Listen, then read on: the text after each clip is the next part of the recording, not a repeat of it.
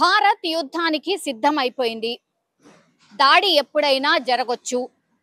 36 గంటలా, 48 గంటలా, లేకపోతే 24 గంటలా ఎప్పుడైనా జరిగే అవకాశం ఉంది అనంటూ ఏకంగా పాకిస్తాన్‌కి సంబంధించిన సమాచార శాఖ మంత్రి నాకు ఒక ఇంటెలిజెన్స్ రిపోర్ట్ ఉంది.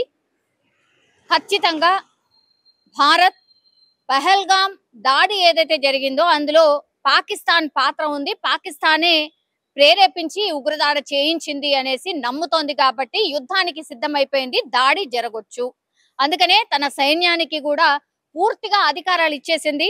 మీ ఇష్టం, మీరు ఏది చెయ్యాలనుకుంటే అది చెయ్యండి. కానీ ఈ ఉగ్రవాదం అనే మాట వినిపించొద్దు. అట్లాగే ఈ ఉగ్రవాదాన్ని ప్రేరేపించినటువంటి దేశానికి కూడా ఒక లెసన్ చెప్పాల్సిందే అంటూ త్రివిధ దళాలకి పూర్తిగా రైట్స్ ఇచ్చేసిండ్రు. ఇప్పుడు అందులో భాగంగానే ఇప్పుడు అన్ని ప్రిపరేషన్స్ నడుస్తున్నాయి. అందుకే పూర్తిగా యుద్ధ మేఘాలు కమ్ముకున్నటువంటి పరిస్థితుల్లో ఇప్పుడు పాకిస్తాన్ మంత్రి ఏకంగా ఆయనే వచ్చి చెప్పేస్తున్నాడు. ఎస్, యుద్ధం జరగబోతోంది. యుద్ధానికి సంబంధించి అన్ని అరేంజ్మెంట్స్ భారత్ చేసేసుకుంది. పాకిస్తాన్ మీద యుద్ధం అనౌన్స్ చేసినట్టే పూర్తిగా నా దగ్గర ఇంటెలిజెన్స్ రిపోర్ట్ ఉంది అనేసి. ఇంకోవైపు ఏమో ఐక్యరాజ్య సమితి అంటే దేశాలు అన్ని కూడా ఏదైనా పూర్తిగా దేశాలలో ఏం జరుగుతోంది, ఏంటి సిట్యుయేషన్, దేశాల మధ్య ఏమన్నా దౌత్య సంబంధాలు ఏమన్నా దెబ్బతిన్నా, లేకపోతే ఇంకా ప్రపంచవ్యాప్తంగా తీసుకోవాల్సిన డిసిషన్స్ ఏమన్నా ఉన్నా, ఎస్పెషల్లీ జరిగినటువంటి కరోనాకి సంబంధించి అన్ని ప్రపంచ దేశాలు ఫేస్ చేసినప్పుడు ఎట్లయితే ఐక్యరాజ్య సమితి అందరి దేశాలతో పిలిచి రాయబార కార్యాలయంలో కూర్చోబెట్టి అందరి దేశస్తులతో ఎట్లయితే మాట్లాడిందో అట్లా ఆ ఐక్యరాజ్య సమితికే ఇప్పుడు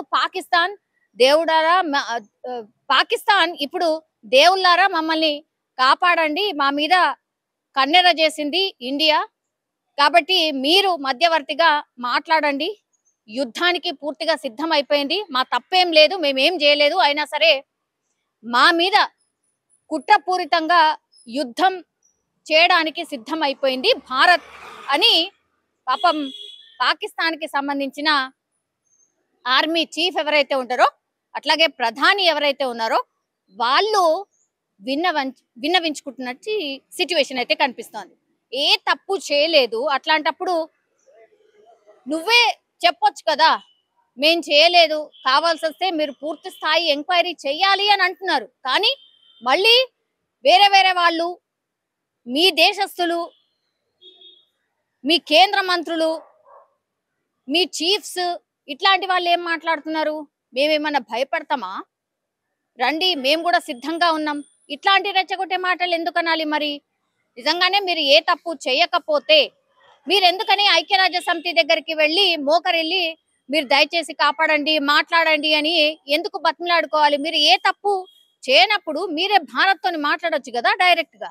ఎందుకు భయం? మరి ఇట్లాంటి బేసిక్ క్వశ్చన్స్ డెఫినెట్లీ అందరికీ వస్తాయి.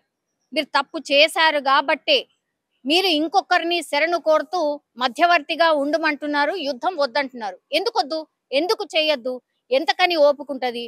ఓపిక అయిపోయింది.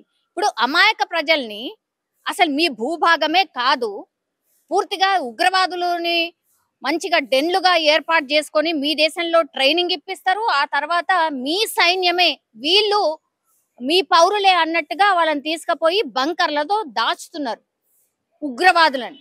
దీన్ని ఏమనుకోవాలి? ఈ రిపోర్ట్ ఉండదా మా దేశానికి? ఆ రిపోర్ట్ ఉండదా?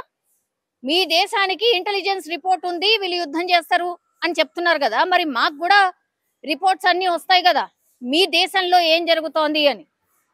అదే రిపోర్ట్ మా దగ్గర ఉంది. దీనికి ఆన్సర్ ఉందా? మరి లేదు. కాబట్టి మీరు చేస్తున్నారు కాబట్టే మీరు భయపడుతున్నారు. ఇప్పుడు అన్ని తీర్లా ఇప్పుడు మన భారతదేశం మాత్రం పూర్తిగా యుద్ధానికైతే సిద్ధమైపోయిన పరిస్థితి అయితే కనిపిస్తోంది. అక్కడ ఆ దేశస్తులు అయితే భయపడుతున్నారు. అంటే సామాన్యులు అయితే ఎక్కడ కూడా యుద్ధం కోరుకోవట్లేదు. మీరు వట్టిగానే భారత్ని రెచ్చగొడుతున్నారు. దాని బలం ఏంటో తెలిసిన తర్వాత కూడా మీరేదో ప్రగల్భాలు వలుకుంటా మాకు వాళ్ళ అండ ఉంది, వీళ్ళ అండ ఉంది, ఒక 4-5 రోజులు కొంత మేనేజ్ చేస్తే చాలు, మాకు చైనా లాంటి వాళ్ళు సపోర్ట్ చేస్తారు, ఇట్లాంటివన్నీ ఆలోచిస్తున్నారు కాబట్టి మీరు యుద్ధానికి దిగుతున్నారు. కానీ యుద్ధానికి దిగితే నష్టపోయేది ఎవరు అని అంటే అందరికీ తెలిసినటువంటి విషయమే. అక్కడ బలం లేదు, ఏమీ లేదు. మీరు ఆల్రెడీ ఆర్థిక సంక్షోభంలో ఉన్నారు.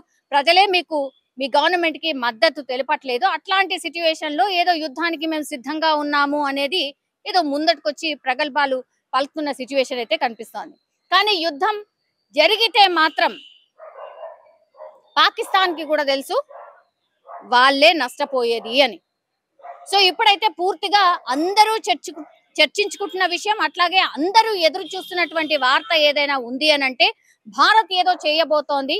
భారత్ అన్నిటికీ ప్రిపేర్ అయిపోయింది. ఐఎన్ఎస్ విక్రాంత్ ని కూడా యాక్టివేట్ చేసింది. అందుకే ఎయిర్ బేస్ ద్వారానే పాకిస్తాన్ మీద విరుచుకుపడబోతోంది. అది ఎప్పుడు అనేదే అందరూ భారతీయులు కూడా ఎదురు చూస్తున్నటువంటి పరిస్థితి అయితే కనిపిస్తోంది.